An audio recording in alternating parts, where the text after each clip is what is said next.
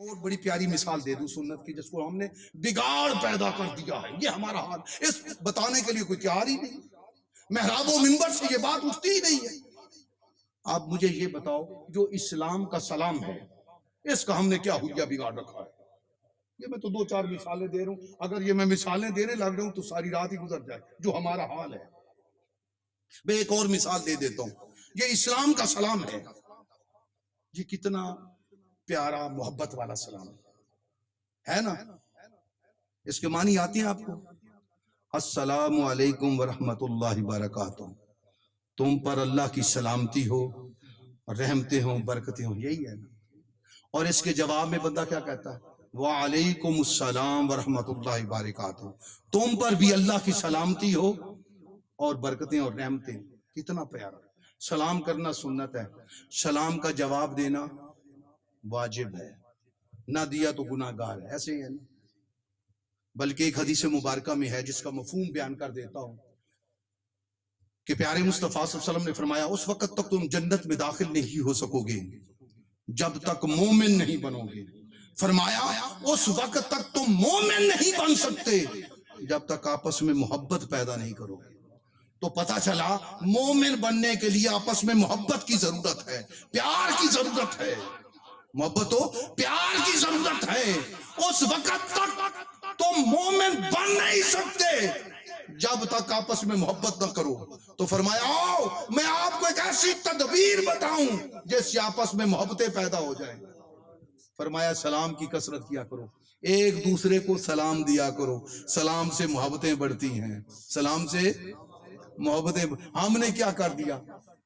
میں وہ سنتا ہوں جملے، حیران ہوتا ہوں، آج کوئی نا کہتا گڈ مارننگ، گڈ ایوننگ، باپ خوش ہوتا ہے میرا بیٹا انگلش بول رہا ہے، انگلش میں بات کر رہا ہوں، ان کی نظر پہ آ گیا، گڈ ایوننگ تیری شام اچھی ہو، گڈ مارننگ تیرا دن اچھا ہو، بھائی دن صبح اچھی ہو، گڈ مارننگ صبح اچھی ہو، صبح اچھی ہو، اور شام کو کہتا گڈ ایوننگ تیری شام اچھی ہو، تو باقی دن اور رات بھاڑ میں گیا، وہ کدھر گیا؟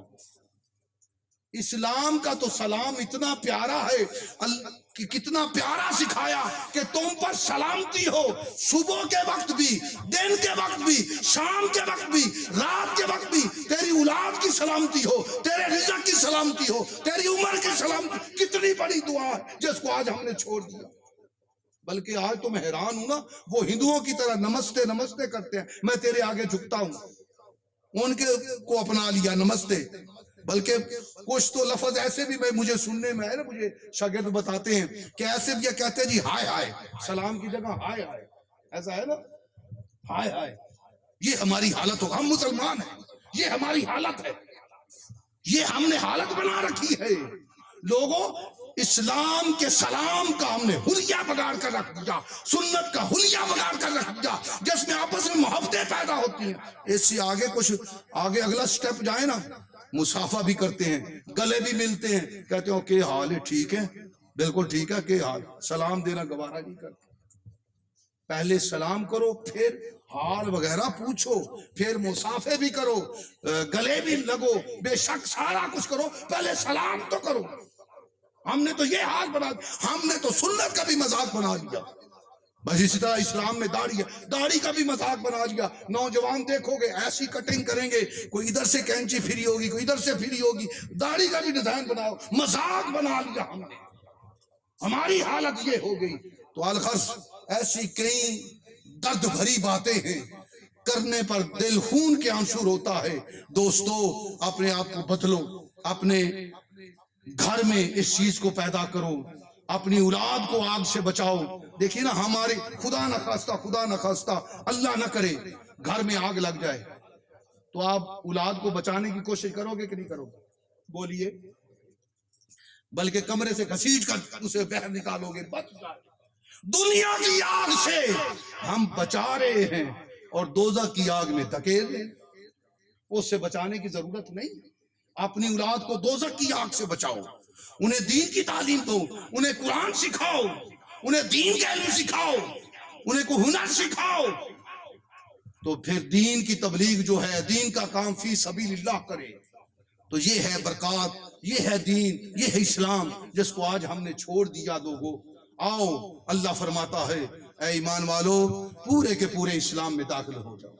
یا ایھا الذین آمنوا ادخلوا فی السلم کافہ، پورے کے پورے اسلام میں داخل ہو جاؤ. ولا تتبعوا خطوات الشیطان، شیطان کے نقش قدم پر نہ چلو، شیطان کی پیروی نہ کرو.